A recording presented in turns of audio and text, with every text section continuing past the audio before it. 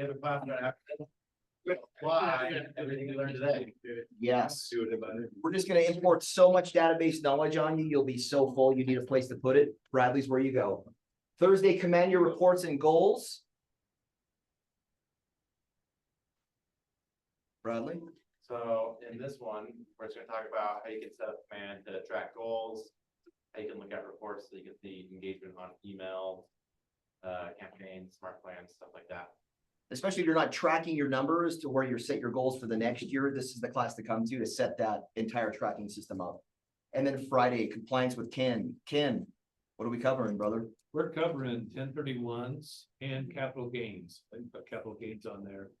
But we're gonna cover both. So you can help keep your clients out of trouble.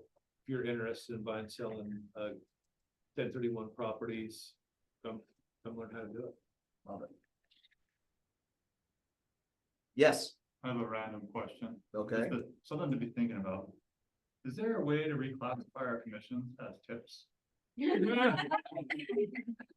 mean, I may not be the only one that's thinking this, but I'm just wondering if there's a way we can do that. That's a Chris question. Okay. That's an amendment, right? We can do that. I don't think so. I think that's a stretch, but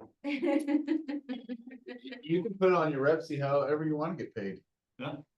So, no, you can't. because commission's not fixed or set, so if you want to get paid in gift cards, Amazon gift cards. No.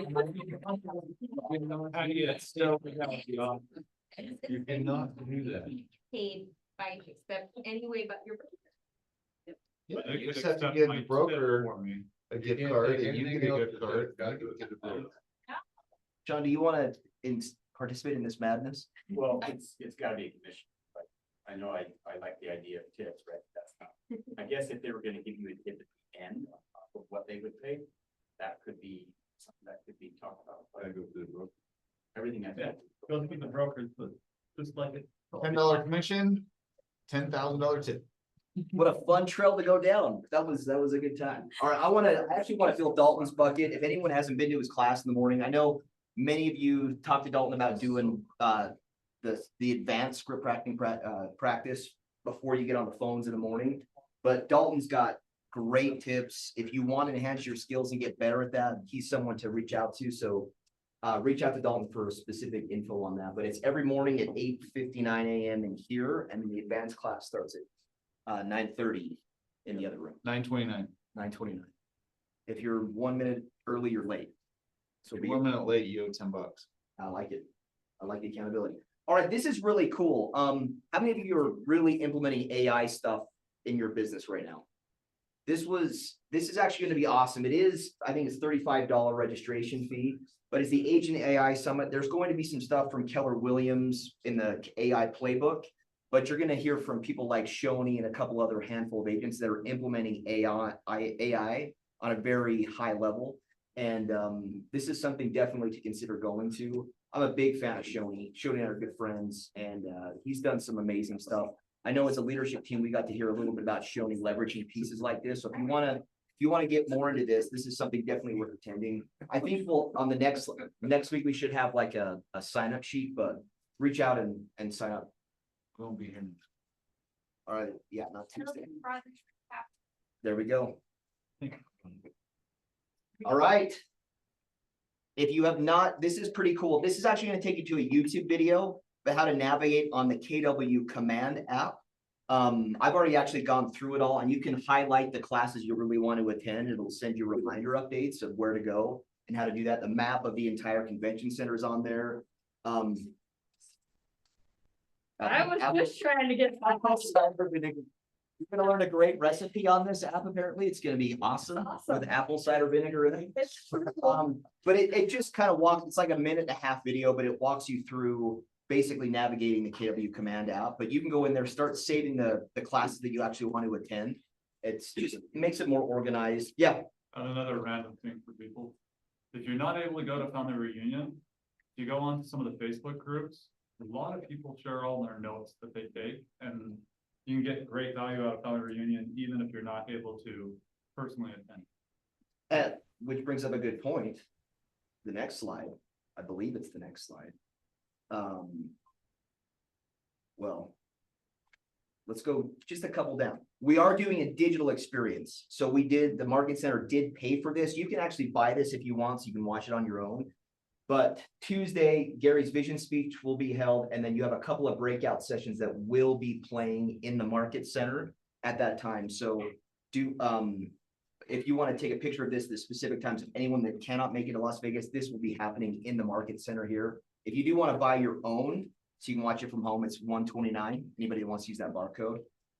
But there's just something to be said about, like, this is a game-changing event. Like, you get motivated, networking with other people, meeting other agents, seeing what's working for others. There's just something about being in person that's there.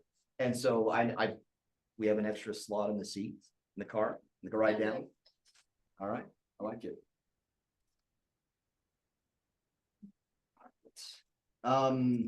They are doing the silent auction. Who's actually participating in the silent auction? I actually won. What did I get? It was a Gary Keller signed something. Not that it didn't go for very much, but the silent auction is really cool, especially with what's going on in the country, what's happening in California. So anything with KW Cares. The booth's actually pretty cool. They have all kinds of stuff from sports memorabilia to everything else. This is a fun booth to go and check out. So, all right, RSVP right now. Everyone get their phones out. We got our KW Success Awards Gala happening 25th of this month, right after Family Reunion, which is going to be so fun. Is it black tie? Is that what we're calling it, Sean? I don't. I think the dress code is, Why don't you just stay with the masquerade? yeah, I think we should just do the masquerade thing, so we can wear our stuff. I'm not in charge of this. We'll have really good decoration Maintain the same outfit. Tuesday, but it's you too. I'm gonna have to get my suit dry cleaned. I mean, you're just. The week before, just don't get it dirty. Have you been to the awards gala in Vegas before? It's going to get dirty. Justin and I might be asleep on the strip somewhere at some point. You never know. In the same suit. Pick me up on the way. You show up on Wednesday to Family Reunion in what you wore the night before, it'll be great. Just don't let your tie here. Oh. Did I push that too long? Anyway, everyone RSVP, sign up there. Okay, this is cool. This was launched on Monday of this week. Keller Williams came out with a killer video, and I love this. We got our volume high now. Will you press the Sonos to me? Oh. Hold on. Play, the play button. One to your right. Yep.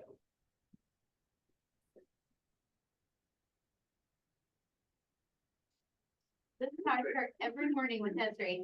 With this song? Yeah, she loves it. I don't even know this song. Hot to go. There you go. You're about to go. My nickname in high school. Okay. Click that button again. What? Click the button again. Goodness sake. Okay. Hopefully it works now. We good? All right.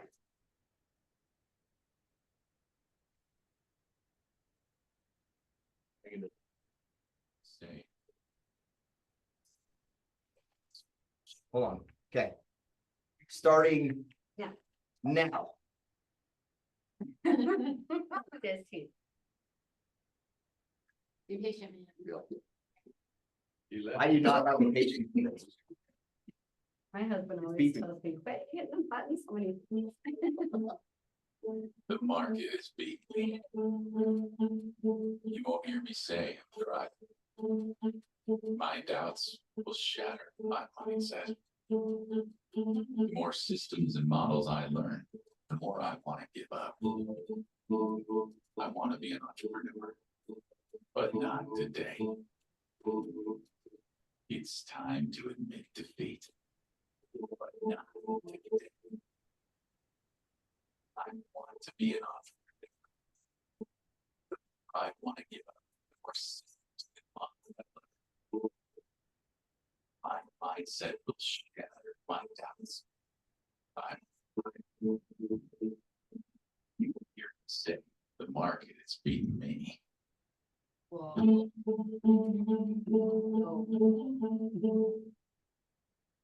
There's like an underlying message, or what did you guys think? You ready to look at it? What? Reframe your mindset. Say that again, Multiple ways of looking at things. right? Say When you're everything in reverse all day. Mindset.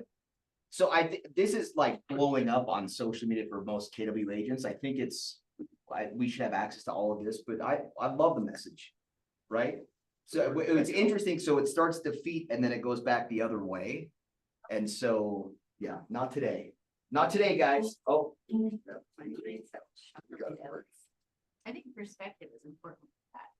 Like, just looking at the NAR stats and realizing where I landed, even though it felt like a rough year last year, I felt defeated. Where I landed was really good compared to a lot of other people, and just being reframing that mindset of being grateful for what I was able to do compared to what. What was the stat? I How was many? gonna say, they haven't come up. It was like 70, it was Jerry James 71%, posted it. right? Oh, okay. 74% of NAR agents did not sell a single house last year. 74? 74%. Did not sell Okay, one. like Did not sell a single house. I haven't personally verified this with NAR, but I trust Jerry James. Those stats are pretty similar every year. Yeah. Are they really? Yeah, no matter the market. Then that makes me feel even better. But yeah, but I guess he said if you sold 9 houses, you're in the top 2%. I think this kind of gets me along the topic of like, this year is like the year to amplify with the market possibly shifting, changing, improving. This is the year to build up skills, habits and things that will actually amplify later on in life. And so I think stats like that, for me, are more motivating than anything. Maybe the competition isn't as stiff as I thought it was. Anyone else want to add to that? Yeah, I'm gonna add to it. You've seen those cross-border transactions that you guys do. I'm gonna stand up for a sec, sir. You see those cross-border transactions or those agents cross-border, and you're feeling like you're carrying the water, right? Would you agree? Well, the biggest difference is the lack of professionalism / training. Most brokerages don't provide hardly anything for their agents, so they're kind of like at a frenzy trying to feed their career, right? Because they don't have tools. And it's less common to have tools, good tools especially, than have no tools. The bulk, what was that stat, 70%? 74. It's probably higher as far as the brokerage community goes. There's probably more brokerage. It's probably more like 80% of the brokerages don't have any tools, right? So with that, if you take the tools and you engage with them and you get them rolling, with that being said, you should be able to raise the bar against your competition so easily. And that's where it shows up, is in the number of transactions that you do as an agent. That's why we as an office, we as an office / brand, we're the number 1 in the state. I don't know if you guys knew that. We're number 1 in the state. And we've been number 1 in the state for years now. We slipped about 2-3 years ago in Weber and Davis counties, but we're still like number 2, and we're just barely losing to someone. I'm not going to say who, but we're losing. But this other brokerages, because it's a combination of brokerages with the same name, but they just have like double the agent count. Yeah. That's how they're beating us, not because they're doing more transactions per person. So really, we have like we're set to kill everybody. All we got to do is engage. So. Yeah, There was Marcus is doing the weekly leadership on Thursday, and there was one in the first week that we missed that I got to go back and watch, and there was a guest speaker, David Price. I don't know if anyone's been participating with this. David Price played football in the NFL and became a very successful medical doctor and now a huge business consultant. And he talked about integrity. And the one thing he said about integrity is do something you don't want to do today. Like the things that are like really hard that will actually be purposeful and drive your business, do that thing that you don't want to do today and get it done early in the morning. When you do that, the rest of the day passes. I think some of you have heard me say like sometimes the antidote for anxiety or stress or worry is the work. And you can actually push that back doing the work. So when you do the work, you push that back. So do something. There's a great book, Embrace the Suck. You guys heard it? From the Navy SEALs. Great read. But talks about doing the hard things that actually drive you further and increase your integrity. Anyway, that being said, Bradley, come on in. Is he right there? Happy Valentine's Day, guys. Waiting for you guys. Oh, big.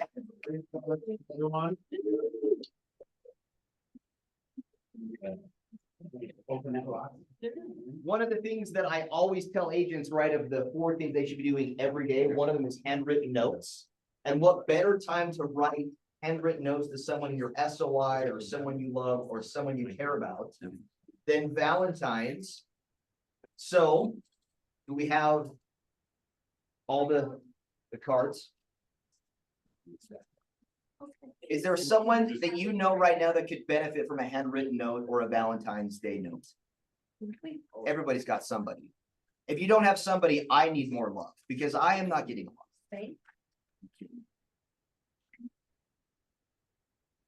So we just want you guys to write a note to someone you love.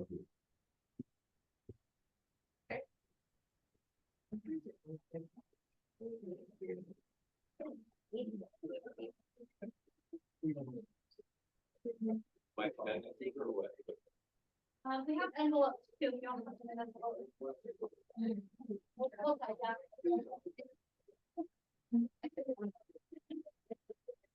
It's like 5 to 7 minutes, and then we're gonna get right into database. Whoever you want, like someone that needs love, someone that you're thinking of, anything? Sorry. I can't see very well. Yes. Yes, it's a great read. I'm gonna give it a card. I'll have it.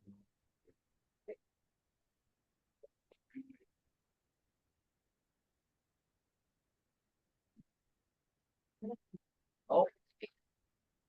Might not be. I'm gonna, you might know it, they can't read. What flavor do we need?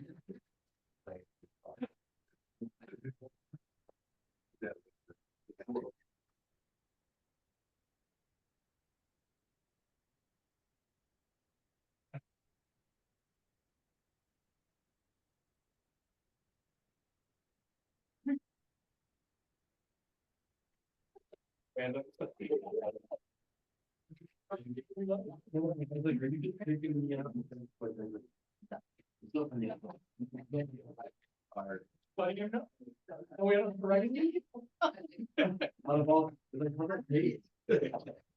You know,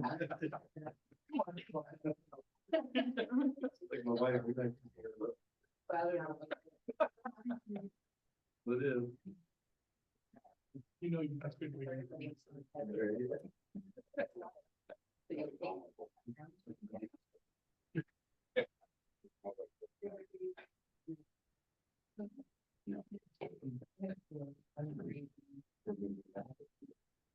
My little brother showed so much love to a tree this weekend.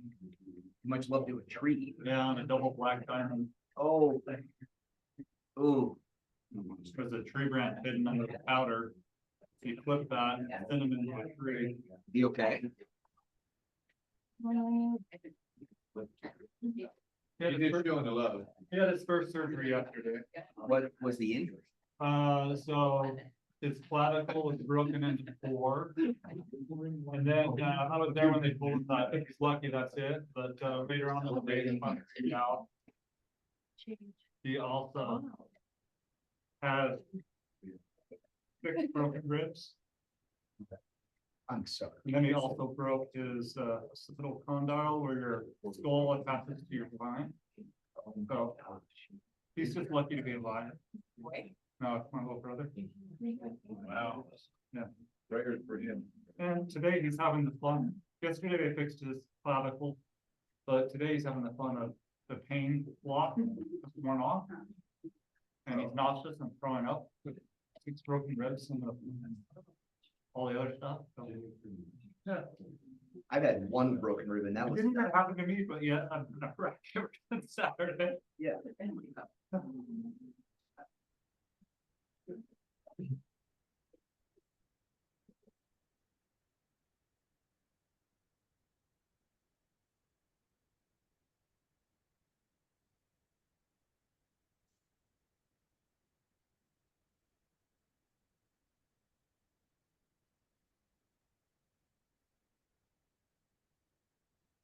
Jesse just wanted to match his son because his son broke his collarbone earlier in the week. So when I went up to the mountain to retrieve his car, I told his other son that it's not a club and he's be participating and getting a broken Yeah. collarbone too. 'Cause they don't need three of them.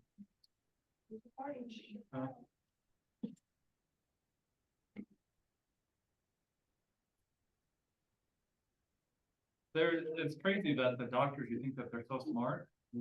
And, you know, I told him while I was there at the hospital visiting, that he said his neck hurt and he needed more support on his neck. And it was like 8 hours later when they finally put a C-collar around his neck. It's like, wow. Wow. Was he life flighted?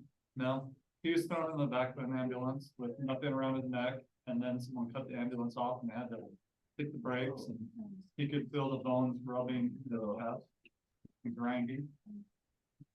I'm sorry. But he's telling his son on the phone that he's fine, he's gonna be all right. And when it first happened, my other brother was there. Then he kind of slid from underneath the tree a little bit. Alexa, open living room blinds. Just groaning and like, my brother's like, are you okay? And he's like, I think I'm gonna be fine. I just need to get down so I can drive myself home. He's like, you want me to call Steve Patrol? He's like, no, not yet. And then finally, my nephew's like, call Steve. And then he had no concept of time. He felt like it was 15 minutes till he was in the back of the ambulance, and it was like over an hour. Wow. They didn't think he hit his head because his helmet looked like it didn't have any marks on it. So that's why they didn't. Have you done a brain scan or anything like that? Oh, yeah. He had lots of scanning by the time they finally flew in on everything. Yeah. They, luckily, he was glad they didn't have to cut his ski clothes off, but later on that night, they had to cut the rest of his clothes off to do an MRI. But, I'm sorry.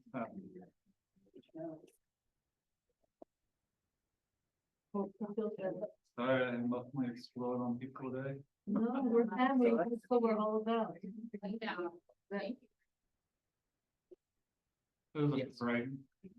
We have another bucket, Phil, that she put in the chat. Okay. As always, our awesome brokers, Sean and Ken from Sherry Johnson.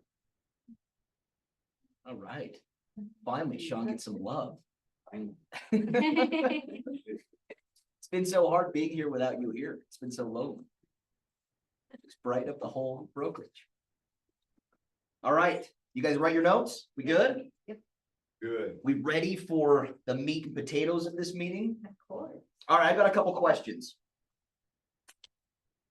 Do you understand the lifetime value of a client? Give me some numbers. What? 35. $1 million, billions. All right, I'm curious, who's had the most repeat business from one client? I want to hear some numbers. Me, I'm putting a triplex now, it's gonna be the fourth, transaction that we do. over how many years? It's true, 4 years, No, that's okay. I'm just curious. 4 years. Well, the average, the home is usually 7 to 10 years. You've got one Oh, buying you every mean year. the same house? No, the same client. To 2020. So 5 years. 4 deals 5 over years. 4 plus, a little over Yeah. 4. Okay, Justin, you had your hand up I think I've done 5 deals. with the same client. Very cool. You can beat that. Yes, Fine. please. I don't know that I can beat it. 5 deals, started off as a single young man, him twice, his parents, and he's referred me out 3 times. Oh, wow. Now you're expanding the network. Yeah. But no, I like this. This is crucial. Okay, Oh, So Steph. I have 2 different families. One we've done 35 deals with over, let's see. Justin I just think started I drooling. started with them. I door knocked. That was a door knocking lead just from saying there's another house in the neighborhood. Oh, new agents, did you hear that? Door knocking actually works? It does. That's weird. Yep, and that was. I think because it was 15, because we did the birthday party at her house. So it's been 11 years, So one family, and that's one family. generational wealth being built over there. And then the other one, we're actually closing Valentine's Day and we're into about 25 with their. Okay. So, yep. Anyone else? One client, please. All right, so my very first open house, I met this lady. And was looking to buy a house. Ended up helping her and her partner buy a house. She told me about her mother who had another, that they were living in her mother's house, which was a rental. I mean, long story short. She's moved 3 times. She got divorced. Her partner that she divorced from needed to sell twice. And then when I was doing the open house, or when I was selling the investment property, doing one of my first open houses, I met somebody else who was an owner of a business that has referred me probably 6 times, so. From one open house, literally millions in sales over the past 8 years. I love it. I love it. I think that like hearing this lets me know how valuable you are to each individual relationship that you have. All right. Who has the best data hygiene with their database? Data hygiene. Bathing every day, like hygiene. Who has the best data hygiene with their database? Why would you say Chrissy? I actually don't, Chrissy, you don't answer it. I want everyone to have. She's like putting deodorant on. I only shower like once a week. You know, like Christy has never had bad breath. And so I feel like she would, I feel like she would do the same thing with her clients and just keep them up to date. who has the best systems in place to communicate and maintain relationships with their database? Okay. Yes, Okay, go on. but not the executing part. Not the, you got a great system. It just sits there in the corner. We put it there in the corner and, okay. Are many of you like that? That have all these systems, but they're not implementing, maintaining them? All right, let's go even deeper. Who provides the most value beyond real estate with their clients? Beyond real estate. Go, let's hear it. I would be like your carpet people and like. So let's see, taking, like this morning before I came here, I took her, she had a ski accident. And I took her to her operation because she's doing ACL. Is that what you mean? For sure. Yeah. I love it. Okay, Luke, let's hear yours. So I got a database for all my referrals for, if you have problems with your heating, air conditioning, different things, all that. They always call me. I have a dump trailer, I got a moving truck, and a trailer that they can use, so my dump trailer goes out at least twice a week. My clients, so always they call me about anything that's going on, so. That's pretty cool. Yeah. Call your real estate agent when you have problems. Yes, Mish? Okay, so I did show up by saying this morning, but I struggle with the other 200 or 300. I'm not good and it drives me crazy. Like I'm not good in keeping in touch. I don't think I'm good at like social media so we did green and it was such a big impact when we did Thanksgiving, the cake or Christmas, but I don't think it's fair that I should just wait for those big holidays to touch base with them. So I do struggle with that actually. Okay, I like that. Kind of why we wanted to talk about this today. Shauna, you had your hand up. I found my clients temporary housing, cleaned out after their renters. I sold furniture for them. I heard a really cool story and I won't mention names. Blaine was the agent. An accident had happened in the house and he showed up to just clean the major accident and deal with that and like help get it situated because it was such a tragic experience. Like there's, I would just want to give you guys kudos for that. Like the value you provide just beyond real estate. And I think that's why you guys are as successful as you are. Anyone else want to share something? I would say if you guys aren't jumping in on the events, that's one thing just to jump into, because your clients are going to call you and ask you about that. Hey, what's going on with Red Bash? Like we have, our phone starts ringing the 1st of January just to get our dates. So it's cheap, guys. It's really great. Then you can follow up with those clients that you want to stay in contact with. So. Okay, that kind of value. Who gets the most referrals out of their database? Go on. Let's hear it. 90% of it is from social media. Social media, but referrals from your clients though, right? Yeah. Yeah, okay. It's like a mix of those two. You're just delivering bread to all these referrals, like a baking angel. Anyone else? The most referrals? Yes, Christie. 95%. I just like, we just started working our database when we should, but this is really, I'm just gonna out myself right now, like, I have not done the activities I should do for the 7 years I've been doing this, and my phone just rings, like referral after referral, like.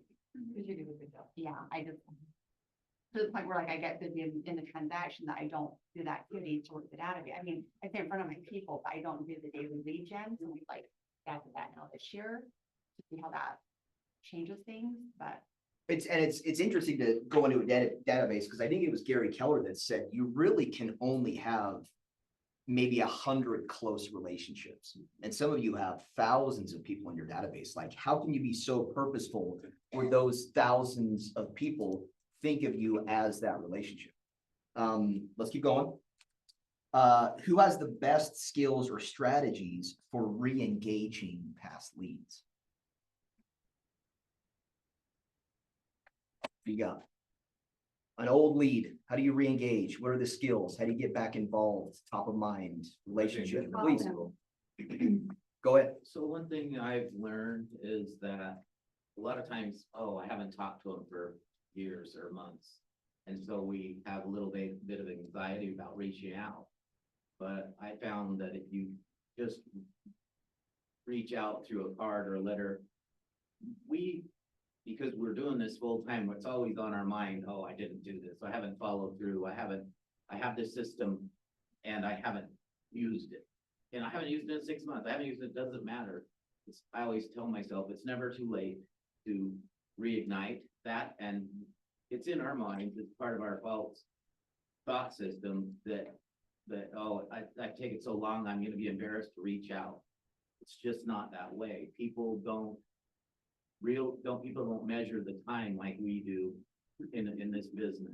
Right. They're on a different mindset and a different framework. That's why sometimes we're like, why didn't you call me in March and April when I had nothing to do? And here you are calling me and I have these deals that I'm working on. It's just, they don't realize that they hadn't responded for 6 months or a year. It's just there. So it's never too late to reach out, a card, call, a text. I find they usually feel a little guilty that they ghosted you. That they what? They ghosted you. They're like, oh, I'm so sorry I didn't respond to you.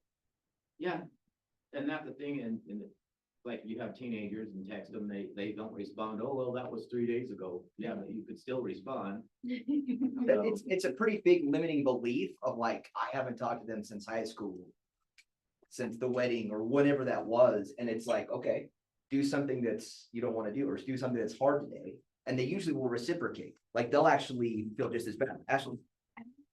Starting out with something, not jumping straight into something like real estate, but showing them that you're caring about what's going on in their life. Like people want to hear that. For sure. I love that. Yeah, there's no purpose of the call rather than just making sure that they're doing okay. Caleb. Facebook birthdays, and then Jesse has a really good one. Your open house list. You just call them. Oh, yeah, I never throw away my open house lists, and so, hoarder, paper hoarder. And, like. Destroying forests over there. Yeah. That's one of my counts. But I just realized that a lot of those people from years past may never have actually purchased a home, even if they had an agent then. Maybe they need a new agent now, and so I just started calling them and reaching out to them. And you made it funny too. Yeah, I was kind of like, hey, I don't expect you to remember me. You came to one of my open houses within the last 3-4 years. So I was just seeing how I don't think I said it that way. I had a better script for it. But I was seeing if you were able to find a home that you loved and how that process went for you. And so they're very upfront. Oh yeah, we found a house. We love it. Okay, great. I'm here to help if you have any questions or need anything. I'm going to send you over my contact card so you have it. Also, just let people know that I'm doing a buyer and seller seminar here in the future, would you be interested in being invited to that? Sure, great, can I get your email or can I verify this is the right email? I kind of just trying to make it less scary, because like I'm still gonna, I still have something to offer, I'm kind of feeling them out. And for anybody, even an older agent, your first call is always your hardest. Oh, yeah, because once you get like 5 under your belt, you're like, it's fine, it's easy. Yeah. Once So you, easy. it's that one engagement that becomes a fun conversation that changes your entire perspective on talking. Well, in my very first call, the dude sat on the phone with me for 5 whole minutes. It's not like he hung up, like, we had a whole conversation. It's good. I love it. Any other limiting beliefs around this? All right, who leverages the most database management while still being personal and managing relationships? You're pretty good at that, I think, especially with your social media. You can have a personal relationship and they feel like they know you with everything that you're doing. What are other ways that you guys leverage that? That your database is still being communicated with, but they still think it's like just you and 3 other people. Assistant. What is it? Assistants, Oh, like all of our event touches are through our. cool. Anyone else have a leverage piece there? Smart plans. Smart plans. Oh, Command. Bradley's teaching a class after today. It's gonna be so great. And on Thursday. After today, All right, let's assess our database. Oh, too fast. All right, do the math. You always hear me say this, real estate is all about mathematics, which Bradley loves, why he's gonna be such a great real estate agent, because he's better at math than I am. But let's determine the value, conversion, and financial opportunity of your database. This is kind of a fun exercise. To understand, like, especially people that are newer or trying to get back into communicating with their database, is let's get to the numbers behind this and how we can leverage this piece. One of the cool things that we do at Ignite, we have all of the agents just in their phone. They may not have a CRM set up yet. These are new agents. Get in your phone contact list and scroll all the way down to the bottom. And what's your contact? Who has the most contacts in their phone? I'm just curious. Go to your contacts, scroll all the way down. Stephanie has the most unread text. I do. That gives me anxiety. Anxiety too, however, it's fine. What do you got? Who's got the most? They get an extra donut. 797. 797. We can beat that. 874. 874. Wow. 4,000 people in your phone. 3148. 3148 in your phone. 3306. 30 niche. Yeah, it's 37. 37,000. No, Oh.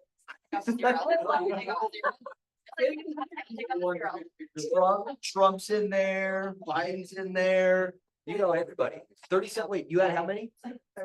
31, 37, 33, 4163. 4160. He's just a topper. Yeah. It's phone a long time. He's not a topper. Uh-oh. 12,727. 12,000 in your phone? Yeah. Did you just scan an old phone book and just upload everybody? 6576. Sherry has 6576. All right, this is, okay.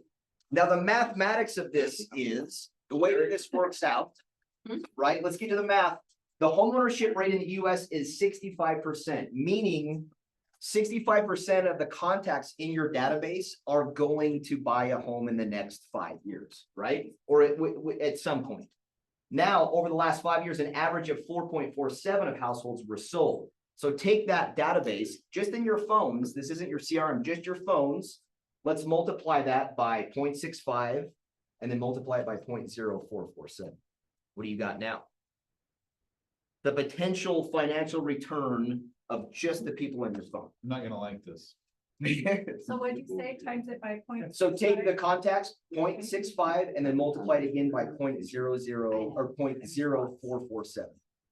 There's lots of agents too in your phone, For sure. just saying. Well, they need good agents too, because everyone else is doing it. Now times that by the average commission, so we're gonna. If we want to financially see what the potential is over the next 5 years, what do you got? So 31 and then times that by What- 65. Which one was it? 35. 35 Or transactions, sorry, 25. 25,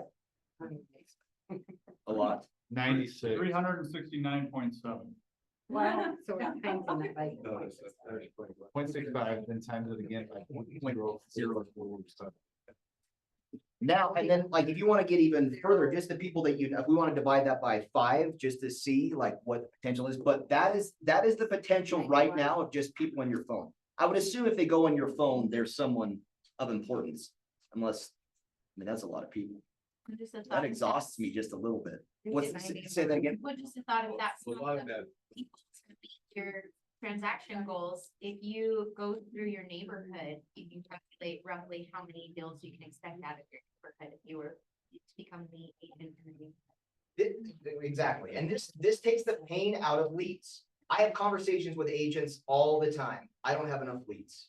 I don't have enough, like, rabbit holes to go down, like, just in your phone, you have it. Bradley actually does, on every one of these slides, if you have 200 contacts, you can generate 6 transactions from your current database, just 200 in your phone.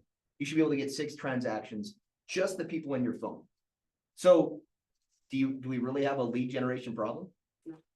Chris? It's a good time with your number of 200 contacts, the 201 club, which I'm sure that many of you have heard of. It's like a- But are you going there in your next slide? Chris, no, take Okay. the show, brother. So the 201 club statistically holds true across all of Keller Williams, including our market center, because we have done the math locally. If you have 200 or more contacts in your database, you will earn, I believe it's between 2.5 times to 3 times more than an agent that has below 200 contacts in their database. Now, that's just statistically across, right, our agent population as well as all of KWRI. But it suggests that there's some magic to the numbers. Yeah, back to Tim's point about this all being math. If you'll really focus on a quality database of 200 or more contacts, your odds of converting transactions and income go right through the statistic. Well, if you get super purposeful with those 200 people Right. or 300 people, who are the 10 people that each of them know that are going to use you because you have really strengthened and established that relationship and gone above and beyond just real estate transactions? Yeah, what are the 6 things we're supposed to know for 201?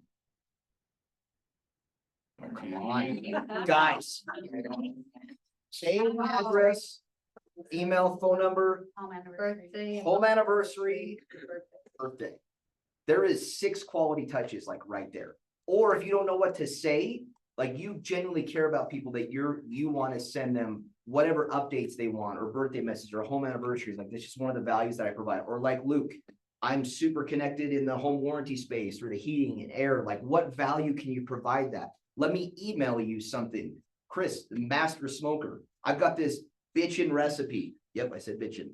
That was a big thing in the 90s. That is actually. Chris actually shared with me this, like the simplest, easiest recipe for tri-tip. No. your story, dude, I don't know. No, it wasn't tri-tip. Prime rib. And I was like the highlight of this party that I created this prime rib for. And it wasn't like a 9-hour Traeger. It was literally like 2 hours and like 3 ingredients.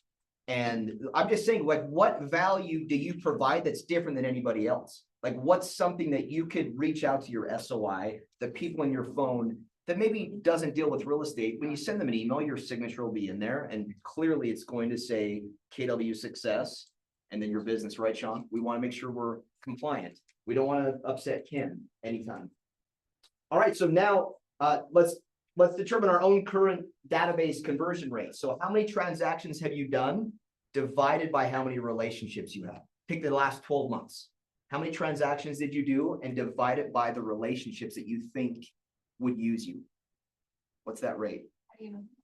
Well, take the contacts in your phone or in the database where you know all 6 of those things.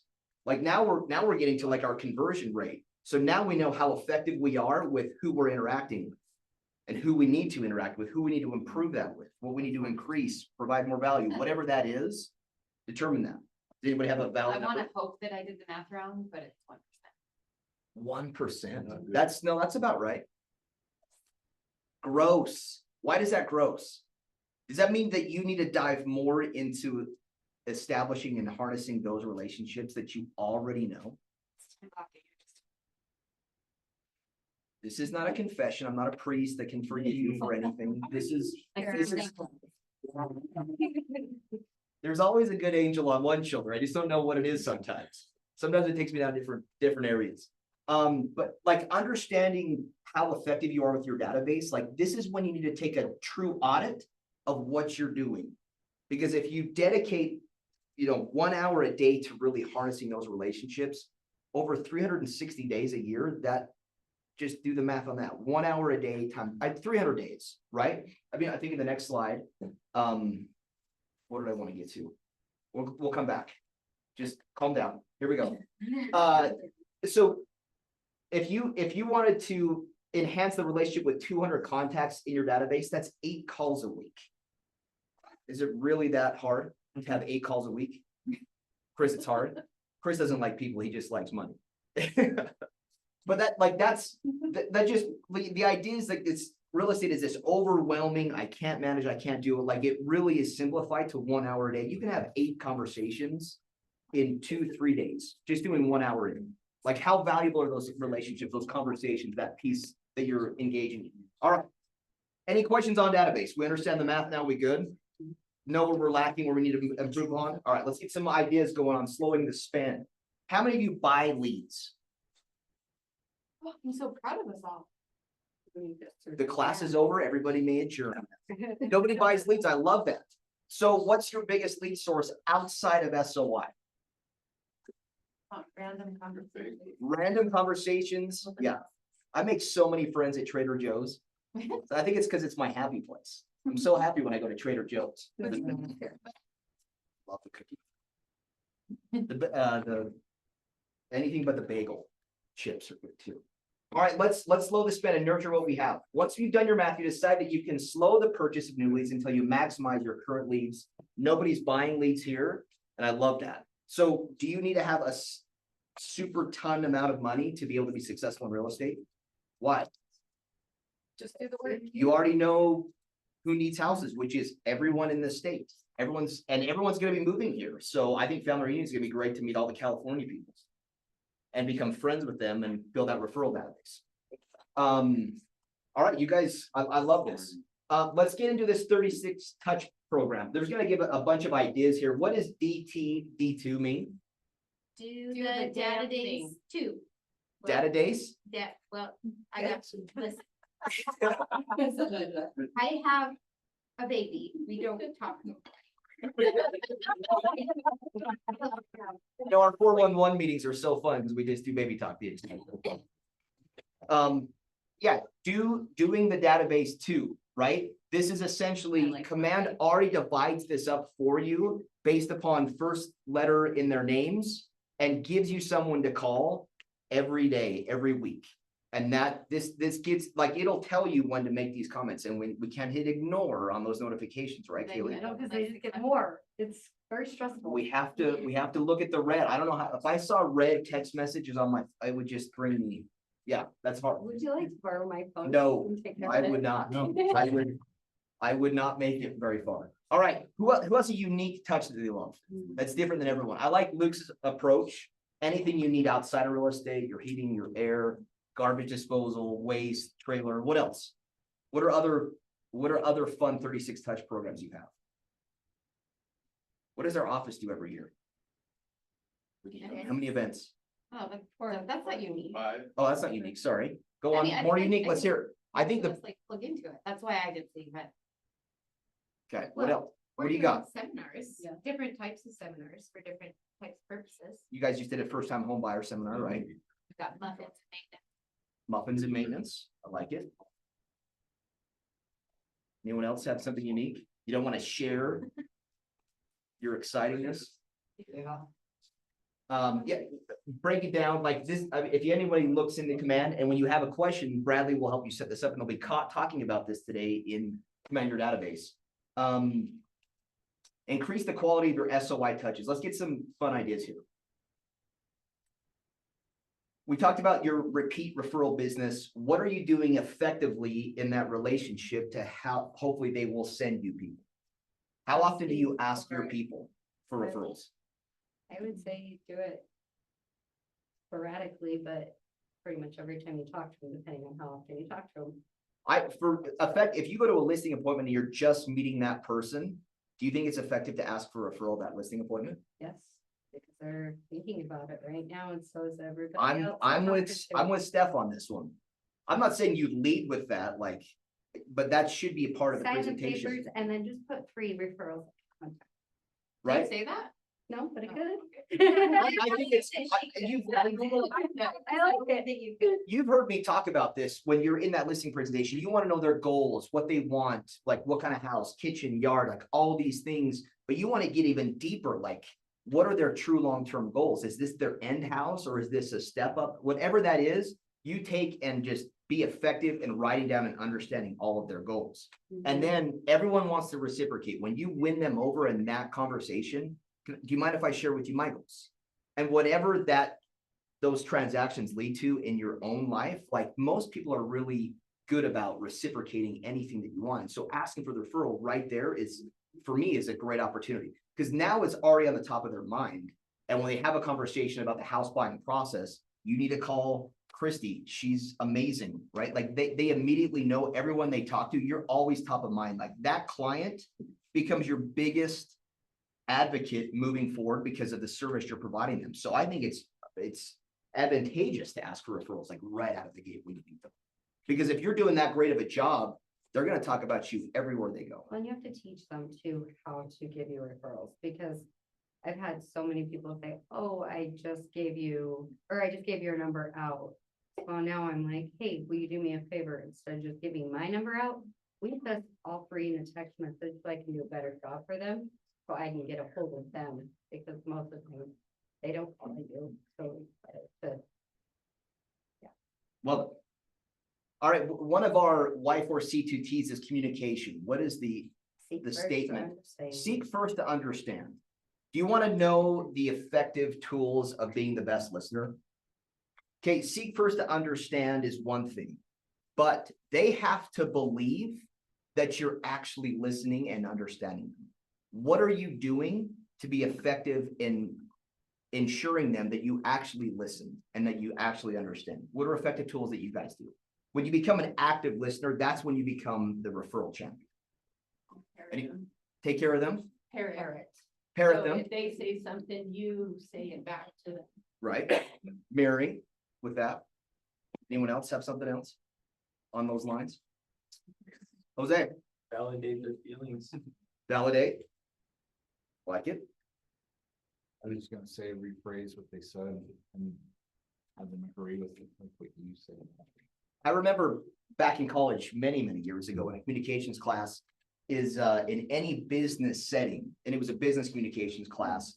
They always said an effective tool is, do you mind if I repeat back to you what I think you just said to me? And then always writing stuff down, like being very active in everything that they're saying. One of the ways too of getting people invites and coming to your events, your activities, and things like that is this fear of missing out. Like there is twice as much fear as it is winning. And it talks about it in the Full Fee Agent. If you lost $10, you'd have to win 20 to make up for the fear of that loss. It takes double the amount of win than it does on the loss. So what way are you communicating with people missing out? What are you giving them an opportunity to where, like, if I don't sign with Jesse, I am going to completely miss out. If I don't take this appointment with Jesse, if I don't make an offer, like whatever that is, what are you doing to enhance that fear of missing out with your SOI? And those people don't want to miss out. They love winning, but they would rather not miss out on an opportunity. So are you harnessing that fear and using that as a way to get them engaged? The quality of the touches that we are making, who is truly running a 36 touch program with everyone in their database? Okay. Well, the KW 36, we're actually touching them 36 times. 36 times. Yes. Between our events and all of our events and birthdays and outreaches. Is 4 of those times a year an actual phone conversation? That's why I clarify. How many of you have at least 4 conversations with your SOI every year? Why is that so important? I think because that's why I do it, to invite them to the event. Mhm. But I think because I'm not what I used to, top of mind. Who are the people that you talk to the most? People you.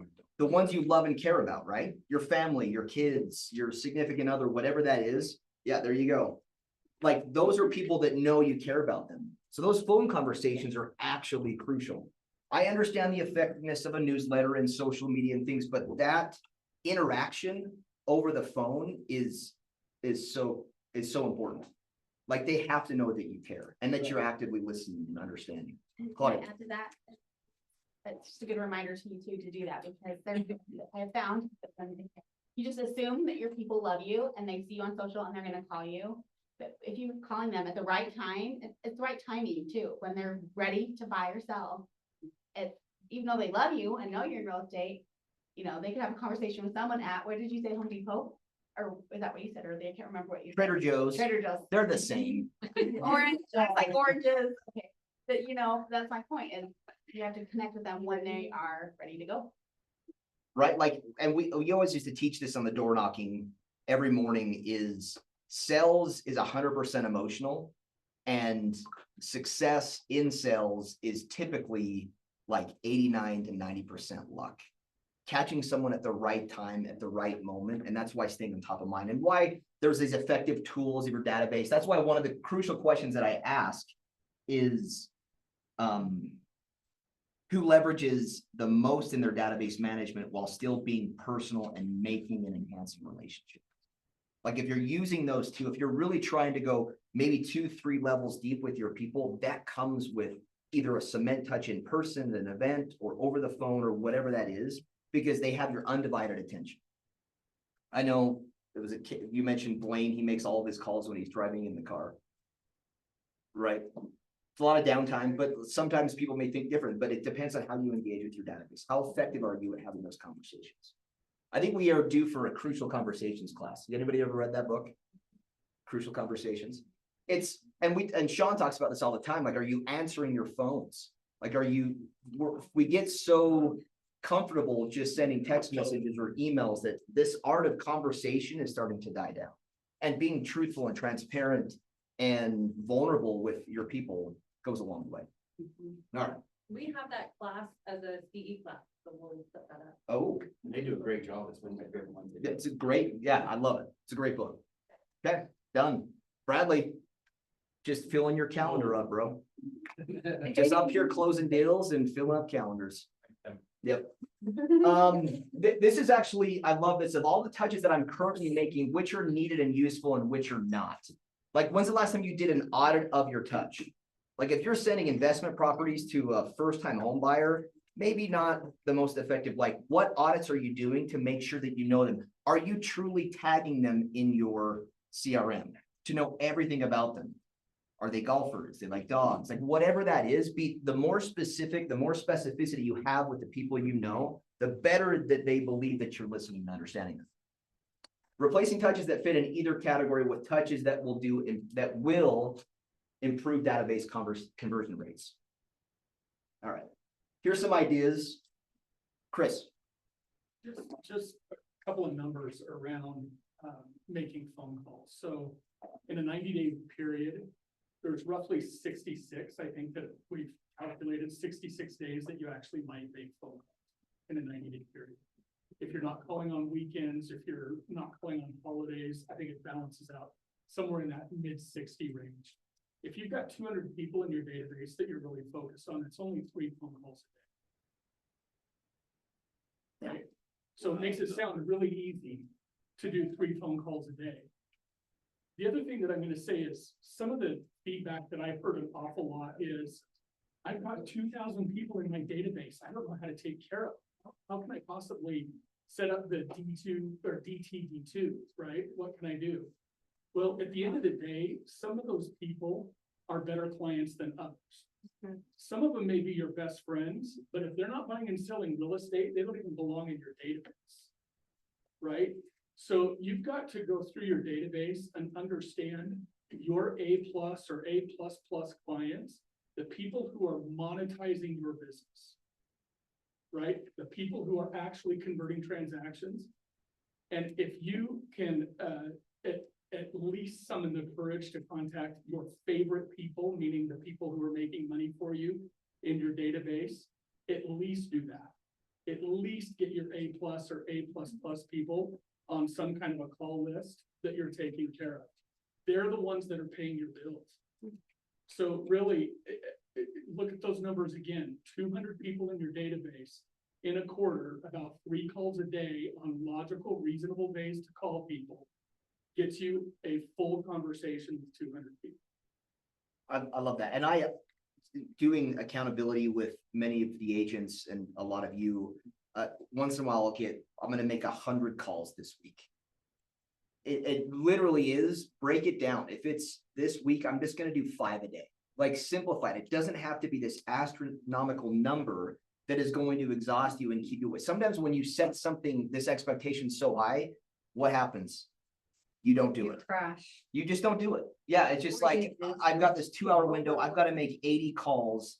No, break it down. Like, I love Dwayne "The Rock" Johnson has a great quote out there that we set this goal for the end of year, and it's this astronomical goal. We're looking for this goal. Focus on the next 30 minutes. Like we talked about setting a timer. I'm going to put a timer. All of us have timers on our phones. For this next 30 minutes, I'm just going to dial. And it's just 30 minutes. Like, break it down. It doesn't have to be hours a day. Like, break it down in small segments until you build that muscle of being that engaged with that habit. I think one of the questions we've got to ask ourselves, if you actually believe, do you believe that 200 people that you take care of is more powerful than 5,000 person database? And the fact is, it is much more effective and much more powerful and can generate a much higher return. There's literally no way to take care of 5,000 people effectively. So as great as it is to have huge numbers in your database, you've got to find the people who are monetizing. And I love that word because it lets you literally go back through your database and say, who's paying my bills? And the rest of the people, literally put them in a corner of your database and quit worrying about them right now. Let that grow over time, come up with another plan to take care of them. But the ones that are paying your bills, you've got to build that out too. Love it. Anyone else on that? You had your hand up, Kate. I get super overwhelmed because there's so many people, but I really just need to break it down to the habit and doing like 3 a day and not worry about it because those 3 are better. That 3 a day at the end of the year equals how many? Yes. Like, it adds up. Yeah. That's what we did. We've blocked out like 1 hour of our morning. It's our intentional purchase time is what we call it. And we went so far as like emailing everyone, like our TCs, our lenders, anyone that we do business with.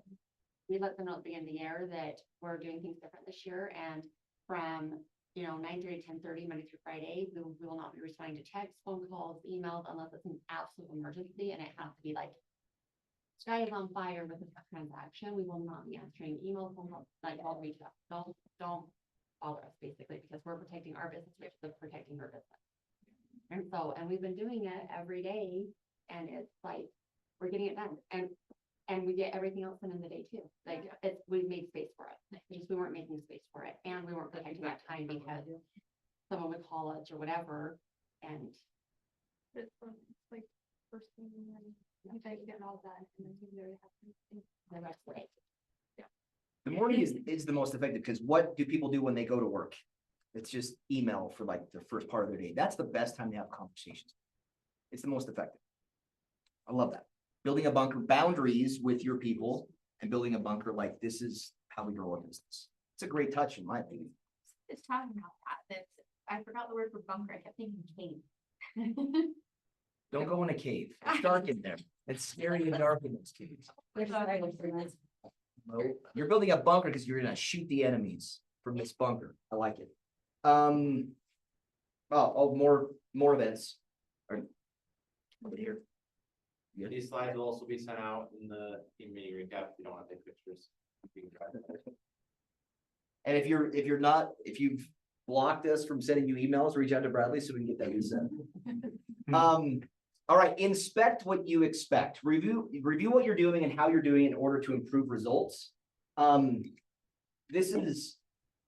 had Bradley highlight one that I really appreciate. Are you actually following through with the calls you're scheduled to make? I'm going to make 50 today. Break it down to 3. Break it down to 30 minutes, whatever that is, be purposeful in those few calls, be present, read your database, know everything about them and what to follow up and like find the pain points or find the pleasure points, whatever that is to have that engagement. Are more people opening or interacting with the emails that you send them? If you're not getting engagement with that email, maybe it's time to change things up. Oh, and I think that's in the part of crucial conversations. Are you having that conversation with them? Are you asking your clients that that's what they want to hear from? What do they want to know? What do they want to hear about? Do they just want to be invited to the events? Do they actually want the newsletters? Do they want investment? Whatever, like have that conversation. Like that's the best part of being in real estate is you have those intimate conversations to find out what they really, really want and that you're listening and providing that value. Because when you do that, that's when you get more referrals. Are activities being done when they are due, not late? How many times have you just like read all, just not gonna do those events, we'll start again tomorrow? There's a great quote, maybe you've heard me say this, in The Music Man. One of my best, I love the music. You pile up enough tomorrows, you're gonna see you have a lot of empty yesterdays. Ouch. Right? A lot of empty yesterdays. Madam Librarian was gonna go away with him and she did not see tomorrow, do tomorrow. Nope, you pile up enough tomorrows, you're gonna find you have a lot of empty yesterdays. No more empty yesterdays. Even if it's 5 minutes, like do something today, it will change your entire outlook on the day by doing the things that you don't really want to do, like calls. Are new leads contacts being added to the correct smart plans? Who has the most cool smart plan they'd like to share? Bradley's kind of a master at building smart plans. Bradley, go on. So I created a smart plan that adds people to all the smart plans that go on. So for example, the newsletter, neighbor nurture, my birthday smart plan, and home anniversary. I created my a contact smart plan, and then I add them all to the other smart plans on the day that I wanted to, so it spreads out those emails and touches, rather than going and just adding them all one by one. Love that. You can publish that, you can have that too, but I can't, it's just for me. then he'll build it for you in your own. Love it. Who else? Who has a really? I really want to get who has a cool touch that's unique. Who has a cool touch that we maybe didn't see on there that's unique? Anyone? I think Traeger parties. Got to start coming up with Traeger parties, Traeger classes. But did you know that when you sign up for a Easter event, I already created a smart plan for you, so you literally don't have to. I'll do it for you, just put it on. Maybe proofread it, but Take it through AI a couple times, refine it, replenish it. Jose, you had your hand up, brother? I was thinking of another way to connect with their clients could probably be understanding what they enjoy and possibly looking for promo codes or sales that you could send them links to and be hey, there's maybe some good clubs for golfing. They'll probably appreciate that you still think of them. And That's pretty cool. My friend will find stuff on Amazon that things that I love and he'll send me stuff like that. I end up usually buying it. That's actually a pretty cool touch. That's not a bad idea. Do you know what they love and you see cute little Russie, if you want to make Russie happy, buy her some different little small hands. That's her favorite thing ever. You find different ones, maybe ones with the middle finger, whatever it is that will brighten her day. Those little things like that are little intricate, almost intimate details that definitely set you apart from a lot of other agents. I love that. Is he here? Yeah. Yes. One other thing I would say with the inspecting part is I think it's just good to do this as a yearly cleanup, because a couple months ago I went through with an agent who had set up a smart plan and they thought I was doing one thing and reaching out to their clients, but it was actually doing something completely different, where they're just getting the same email over and over again, just day after day, where that's not what they thought it was doing, just going through and inspecting it, making sure you send it to yourself, see if it's actually doing what you think it's doing is an important part as well. Well, you don't want to stay top of mind by pissing them off. That's the last thing you want to do with your database is upsetting them. So any comments, any final pieces of love and delight? You guys are awesome. Love you. Happy Valentine's Day. May it be the greatest Valentine's this year yet. All right, we've got Anywhere Movers. Dallin, you here, brother? Hey, how are you? Good, man. Oh, I should have said, my new logo, but hey, I'm Dallin, almost a Knudsen, I'm Knudsen. That's cool. I've been here one time before. I know you. Let's see, who else do I know? Who knows me? Okay, yeah, you were here last time too. You sat by each other, you click, break it up. I'm kidding. Anyway, I'm Dallin Knudsen. I'm the owner of Anywhere Movers. We're coming up on 4 years in business this April. So it's been fun. Like my name states, we go anywhere. And we've been to Florida 3 times. We've done the whole drive. We do full service. But we do jobs as small as if you just need a client that needs to get a couch from the basement to the top floor. So we really do it all. When we are operating locally, we're just kind of like on an hourly basis, like most moving companies. I'd say we're priced kind of middle in the market. And what I've got here for you two today, this is kind of my fun little marketing thing for realtors, but it also allows you guys to kind of give extra value to your clients. So I'm gonna pass some of these cards around.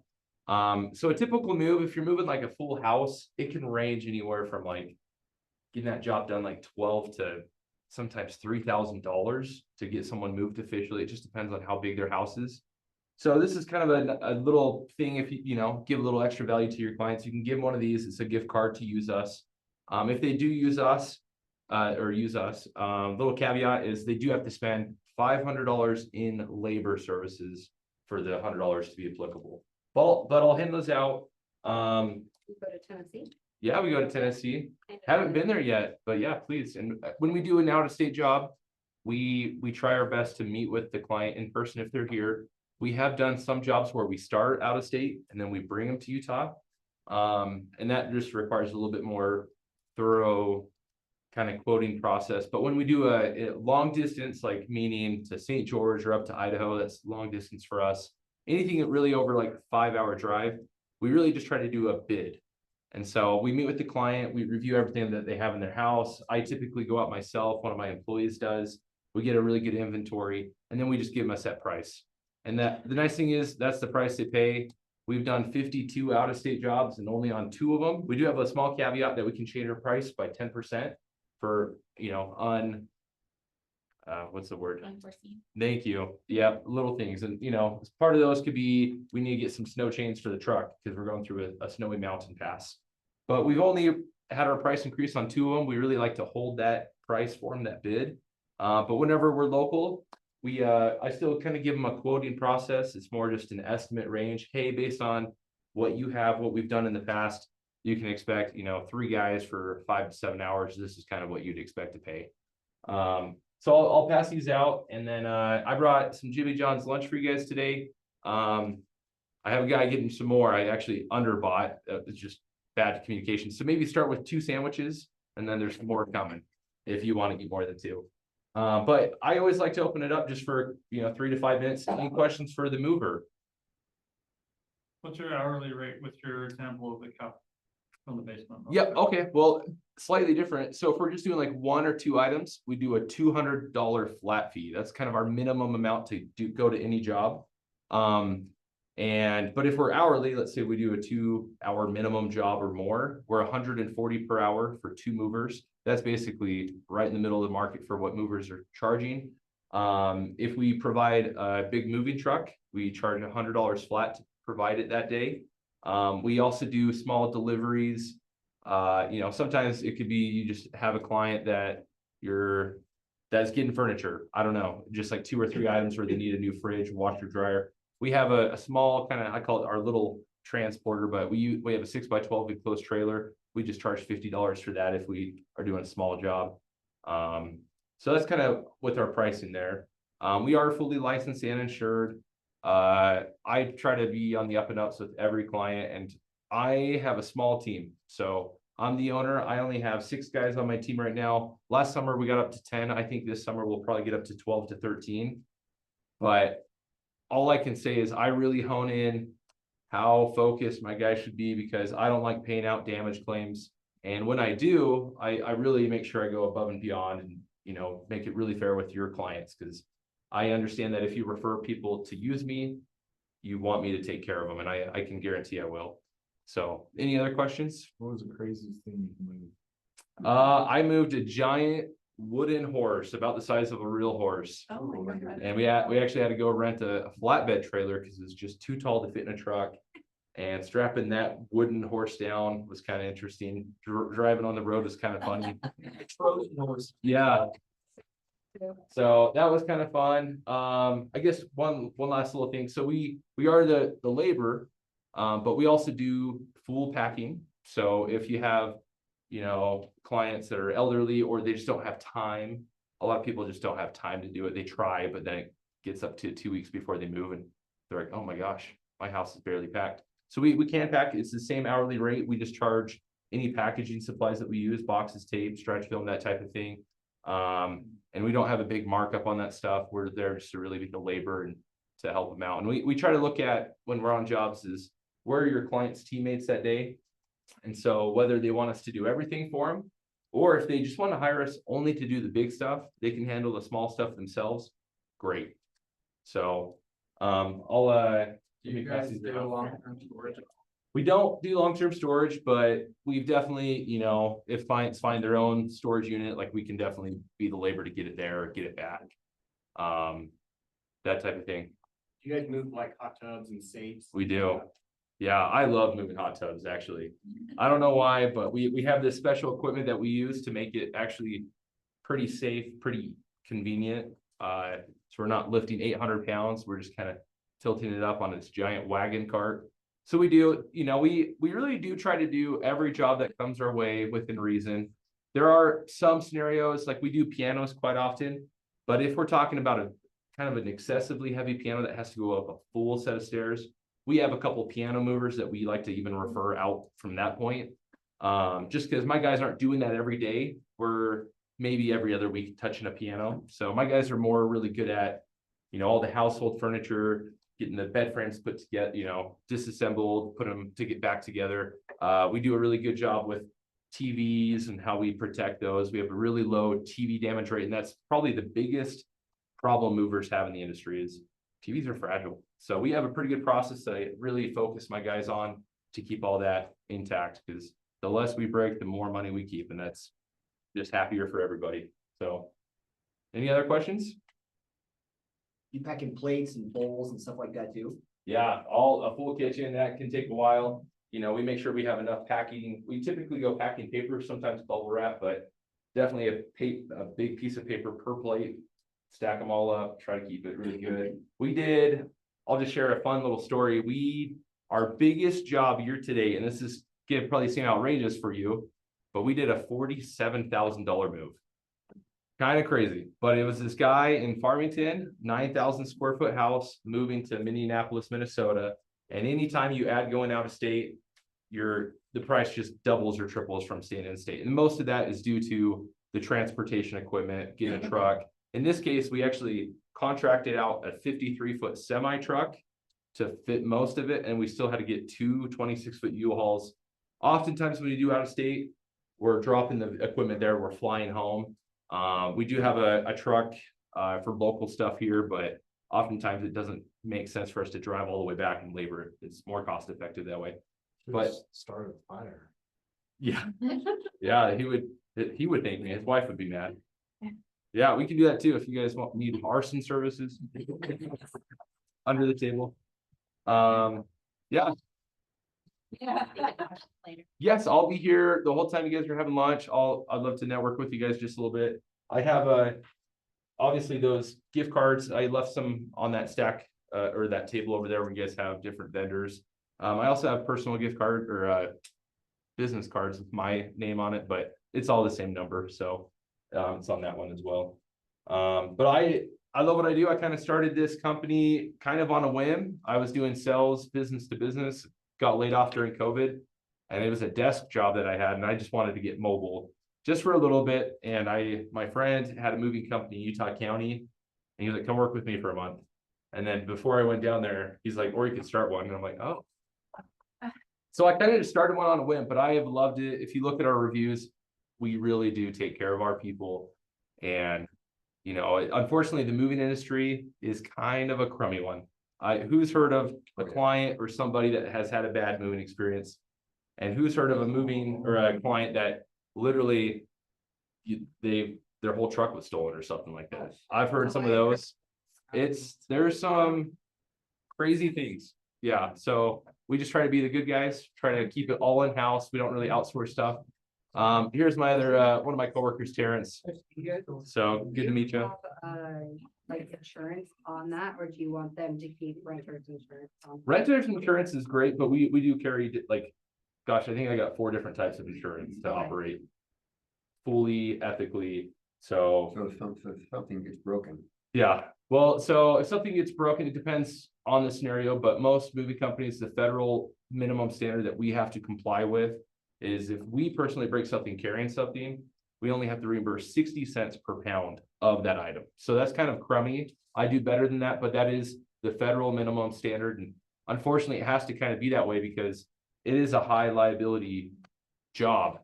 But like I said, the way I like to do my training with my team and who I hire, I get very specific on who I hire.